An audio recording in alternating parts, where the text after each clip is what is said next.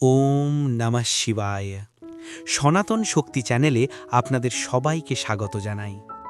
দেবাদিদেব মহাদেব আমাদের সকলের মঙ্গল করুন। বন্ধুরা, হিন্দু ধর্মে যতগুলো ব্রত বা উপবাস পালিত হয় তার মধ্যে মহাশিবরাত্রি হল অন্যতম এবং অত্যন্ত শক্তিশালী একটি তিথি। কথিত আছে এই তিথিতে মহাদেব এবং মাতা পার্বতীর বিবাহ সম্পন্ন হয়েছিল। আবার যোগশাস্ত্র অনুযায়ী এই রাতে গ্রহ নক্ষত্রের অবস্থান এমন থাকে যে মানুষের আধ্যাত্মিক শক্তি মেরুদণ্ড বেয়ে প্রাকৃতিকভাবেই উপরের দিকে উঠতে থাকে। আমরা অনেকেই খুব ভক্তিভরে সারাদিন না খেয়ে নির্জলা থেকে মহাদেবের পূজা করি, কিন্তু আপনি কি জানেন আমাদের অজান্তেই করা ছোট ছোট কিছু ভুলের কারণে এই কঠিন ব্রত বিফলে যেতে পারে? হ্যাঁ বন্ধুরা, শিবপুরাণে এমন কিছু সুনির্দিষ্ট নিয়মের কথা বলা হয়েছে যা লঙ্ঘন করলে মহাদেব সন্তুষ্ট হওয়ার পরিবর্তে রুষ্ট হতে পারেন। আজকের ভিডিওতে আমরা বিস্তারিত আলোচনা করব শিবরাত্রির উপবাসে সাধারণত আমরা কোন 5টি মারাত্মক ভুল করে ফেলি এবং কিভাবে সঠিক নিয়মে ব্রত পালন করে মহাদেবের অশেষ কৃপা লাভ করবেন। ভিডিওটি শেষ পর্যন্ত মনোযোগ দিয়ে দেখুন, কারণ প্রতিটি পয়েন্ট আপনার আধ্যাত্মিক জীবনের জন্য অত্যন্ত গুরুত্বপূর্ণ। আসুন জেনে নিই প্রথম ভুলটি সম্পর্কে। সেটি হল খাদ্য নির্বাচনে ভুল করা। শিবরাত্রিতে 4 প্রহরে পূজা হয় এবং অনেকেই এই দিন নির্জলা অর্থাৎ জল স্পর্শ না করে উপবাস করেন, কিন্তু সকলের শারীরিক ক্ষমতা সমান নয়। যারা নির্জলা থাকতে পারবেন না তারা ফলমূল বা জল গ্রহণ করতে পারেন, কিন্তু এখানেই অনেকে ভুল করেন। ভুলবশত আমরা এমন কিছু খাবার খেয়ে ফেলি যা ব্রত ভঙ্গের কারণ হয়, যেমন প্রথমত সাধারণ লবণ। উপবাসের সময় সাধারণ সামুদ্রিক লবণ বা প্যাকেটজাত লবণ খাওয়া নিষিদ্ধ। যদি খেতেই হয় তবে সৈন্ধব লবণ বা রক সল্ট ব্যবহার করুন। দ্বিতীয়ত, যে কোনো ধরনের শস্য যেমন চাল, ডাল, গম বা আটার তৈরি খাবার। শিবরাত্রির দিন ভুলেও ভাত বা রুটি খাবেন না। এমনকি সাবুদানাও যদি ভেজালযুক্ত হয় তবে তা পরিহার করাই শ্রেয়। তৃতীয়ত, পান বা তামাক। অনেকে উপবাসে ক্ষুধা মারার জন্য পান চিবান। এটি ঘোরতর অপরাধ। এটি আপনার পবিত্রতাকে নষ্ট করে। মনে রাখবেন, উপবাস মানে শুধু না খেয়ে থাকা নয়। উপবাস কথার অর্থ হল ঈশ্বরের সমীপে বাস করা। তাই পেট খালি রেখে শরীরকে হালকা রাখা হয়, যাতে মন ধ্যানে মগ্ন থাকে। তাই খুব বেশি ফলমূল খেয়ে পেট ভারী করবেন না।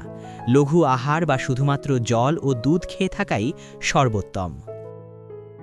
দ্বিতীয় যে ভুলটি আমরা সবথেকে বেশি করি তা হল মহাদেবের পূজায় নিষিদ্ধ ফুল বা উপাদান ব্যবহার করা। আমরা জানি মহাদেব অল্পতেই তুষ্ট, তিনি ভোলানাথ, কিন্তু শিবপুরাণে কিছু নির্দিষ্ট জিনিস শিবলিঙ্গে অর্পণ করতে কঠোরভাবে নিষেধ করা হয়েছে। তুলসী পাতা। ভগবান বিষ্ণুর পূজায় তুলসী অপরিহার্য হলেও শিব পূজায় তুলসী নিষিদ্ধ। পৌরাণিক কাহিনী অনুসারে জলন্ধর অসুরের স্ত্রী বৃন্দার অভিশাপ এবং পরবর্তীকালে শঙ্খচূড় বধের ঘটনার সাথে এই বিষয়টি জড়িত। তাই ভুল করেও শিবলিঙ্গে তুলসী পাতা দেবেন না, তার বদলে বেলপাতা দিন, কারণ বেলপাতা মহাদেবের অত্যন্ত প্রিয়। 2. কেতকী ফুল। ব্রহ্মা ও বিষ্ণুর মধ্যে কে শ্রেষ্ঠ? এই পরীক্ষায় মিথ্যা সাক্ষ্য দেওয়ার অপরাধে মহাদেব কেতকী ফুলকে অভিশাপ দিয়েছিলেন। তাই মহাদেবের পূজায় কেতকী ফুল ব্যবহার করলে পূজা নিষ্ফল হয়। হলুদ ও কুমকুম। শিবলিঙ্গ হল পুরুষ সত্তার প্রতীক, মহাদেব হলেন বৈরাগী। হলুদ ও কুমকুম প্রসাধনী সামগ্রী, যা সৌভাগ্যের প্রতীক এবং নারীদের ব্যবহারের জন্য। মা পার্বতীর পূজায় আপনি হলুদ কুমকুম ব্যবহার করতে পারেন, কিন্তু শিবলিঙ্গে শুধুমাত্র চন্দন লেপন করা উচিত। ভস্য বা ছাই মহাদেবের ভূষণ, হলুদ নয়। 4. নারকেল জল। শিবলিঙ্গে আপনি গোটা নারকেল অর্পণ করতে পারেন, কিন্তু নারকেলের জল দিয়ে অভিষেক করবেন না। নারকেলের জলকে নির্মাল্য হিসাবে গ্রহণ করা যায় না, তাই এটি শিবলিঙ্গে ঢালা নিষিদ্ধ। অভিষেকের জন্য কাঁচা দুধ, দই, ঘি, মধু ও গঙ্গার জল ব্যবহার করুন। তৃতীয় ভুলটি হল শিবরাত্রির রাতে ঘুমিয়ে পড়া। মহাশিবরাত্রির মূল তাৎপর্যই হল রাত্রি জাগরণ। অনেকে সারাদিন উপবাস করে রাতে ক্লান্ত হয়ে ঘুমিয়ে পড়েন, কিন্তু শাস্ত্র বলছে এই বিশেষ রাতে প্রকৃতির শক্তি ঊর্ধ্বমুখী থাকে। আপনি যদি মেরুদণ্ড সোজা করে ধ্যানে বসেন বা জেগে থাকেন, তবে সেই শক্তি আপনার শরীরে প্রবেশ করে, কিন্তু শুয়ে পড়লে বা ঘুমালে সেই শক্তির প্রবাহ বাধা পায়। শিব পুরাণে একটি ব্যাধের কাহিনী আছে, যে শিকার করতে গিয়ে অজান্তেই সারা রাত না ঘুমিয়ে বিল্ব বৃক্ষের উপর বসেছিল এবং তার নড়াচড়ায় বেলপাতা ও তার চোখের জল নিচের শিবলিঙ্গে পড়েছিল। শুধুমাত্র এই জাগরণ এবং অজান্তে করা পূজার ফলেই সে মোক্ষ লাভ করেছিল। তাই চেষ্টা করুন 4 প্রহর অর্থাৎ সন্ধ্যা 6টায়, রাত 9টায়, রাত 12টায় এবং ভোর 3টায় পূজা সম্পন্ন করার। মাঝে মহামৃত্যুঞ্জয় মন্ত্র জপ করুন অথবা শিবের ভজন শুনুন।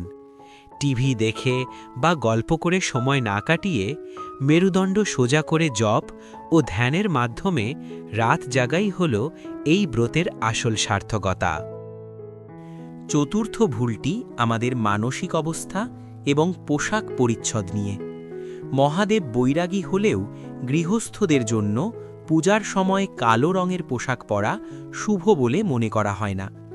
কালো রং নেতিবাচক শক্তি শোষণ করতে পারে বলে অনেকে মনে করেন। এই পবিত্র দিনে সুতির পরিষ্কার ধোয়া পোশাক, বিশেষ করে সাদা, হলুদ বা আকাশী রঙের পোশাক পরা শ্রেয়। তবে পোশাকের চেয়েও বড় ভুল হল মনের মধ্যে তামসিক ভাব রাখা। আপনি সারাদিন না খেয়ে থাকলেন, কিন্তু বাড়ির লোকের সাথে ঝগড়া করলেন, কারো নিন্দা করলেন বা মনে মনে ক্রোধ পুষে রাখলেন, তাহলে আপনার উপবাসের কোনো মূল্য নেই। পঞ্চম এবং শেষ ভুলটি হল সঠিক সময়ে ব্রতভঙ্গ না করা বা পারণ না করা। অনেকে মনে করেন শিবরাত্রির পরের দিনও যতক্ষণ ইচ্ছা না খেয়ে থাকা যায়। এটি ভুল। ব্রত পালনের যেমন নির্দিষ্ট সময় আছে, ব্রতভঙ্গেরও নির্দিষ্ট সময় বা মুহূর্ত আছে। চতুর্দশী তিথি শেষ হওয়ার আগে বা পরের দিন সূর্যোদয়ের পর নির্দিষ্ট সময়ের মধ্যে পারণ সম্পন্ন করতে হয়। পঞ্জিকা দেখে ব্রতভঙ্গের সঠিক সময় জেনে নেবেন। ব্রতভঙ্গের সময় প্রথমে মহাদেবের প্রসাদ মুখে দিয়ে বা সামান্য জল ও আধা খেয়ে ব্রত ভাঙা উচিত। অনেকে ব্রত ভাঙার সাথে সাথেই প্রচুর গুরুপাক খাবার বা ভাজাভুজি খেয়ে ফেলেন, যা স্বাস্থ্যের জন্য ক্ষতিকর। প্রথমে লঘু খাবার গ্রহণ করুন এবং অবশ্যই ব্রতভঙ্গের আগে সাধ্যমতো দান করুন। কোনো দরিদ্রকে অন্ন দান বা বস্ত্র দান করে তারপর নিজে অন্ন গ্রহণ করলে সেই ব্রতের ফল বহুগুণ বেড়ে যায়। তো বন্ধুরা, এই ছিল মহাশিবরাত্রিতে আমাদের অজান্তে করা 5টি সাধারণ ভুল। 1. নিষিদ্ধ খাবার খাওয়া। 2. শিবলিঙ্গে তুলসী, কেতকী বা হলুদ দেওয়া। 3. রাতে ঘুমিয়ে পড়া। 4. কালো পোশাক পরা ও রাগ বা নিন্দা করা। 5. সঠিক সময়ে ব্রত ভঙ্গ না করা। আমরা আশা করি এবারের শিবরাত্রিতে আপনারা এই নিয়মগুলো মেনে শুদ্ধ মনে দেবাদিদেবের আরাধনা করবেন। মহাদেব অত্যন্ত দয়ালু, তিনি ভক্তের সামান্য ভুলেও ক্ষমা করে দেন, যদি সেই ভক্তের মনে সত্যিকারের ভালোবাসা থাকে। আজকের ভিডিওটি ভালো লাগলে লাইক করতে ভুলবেন না এবং আপনজনদের সাথে শেয়ার করুন, যাতে তারাও এই ভুলগুলো থেকে বাঁচতে পারে। আপনাদের মনে কোনো প্রশ্ন থাকলে কমেন্ট বক্সে অবশ্যই জানাবেন। সনাতন শক্তি চ্যানেলের সাথে থাকার জন্য ধন্যবাদ। দেখা হবে পরের ভিডিওতে। ততক্ষণ সবাই ভালো থাকুন, সুস্থ থাকুন। সবাই একসাথে বলুন, হর হর মহাদেব, ওম নমঃ শিবায়।